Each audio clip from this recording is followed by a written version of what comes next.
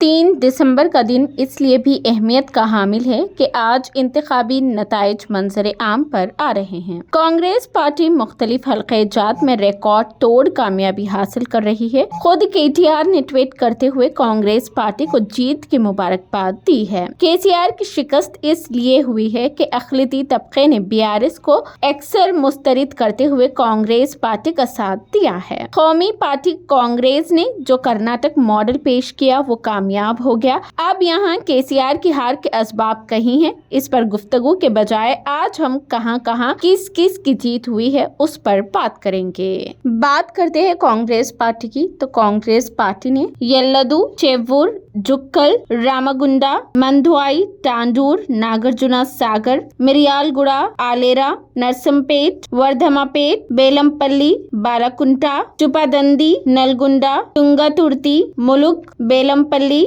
चुपुदंदी, हुजूरनगर, नरसंपेट, माधिरा, भोंगीर, भद्राचलम, पालेरू, जाडीहेरला, नागर कर्नूल, कलवाकुर्ती, वीरा, रामागुंडम, वनपर्ती, देवीराकुंडा, विकाराबाद, नाकिरिकल, येल्लारेड्डी में भारी अक्सरियत से कामयाबी हासिल की। वहीं बीआरएस ने बालकुंडा, अंबरपेट, निजामाबाद अर्बन, जंगांव, कुतुबुल्लापुर, महेश्वरम, सनत नगर में कामयाबी हासिल की, जबकि बीजेपी ने गोशा महल, निजामाबाद अर्बन, निर्मल, आदिलाबाद से कामयाबी हासिल की। मजलिस के खाते में चार मीनार, चंद्रायन गुट्टा और मलकपेट आया। यहाँ सियासी मैदान में कब किसे अवाम गले लगा ले और किस को मुस्तरद कर दे कहा नहीं जा सकता, लेकिन हमेशा जीतने वाले को यहाँ जो जीता वही सिकंदर कहते हैं। कांग्रेस पार्टी के हलकों में जश्न का माहौल है, तो वहीं तेलंगाना भवन वीरान दिखाई दे रहा है।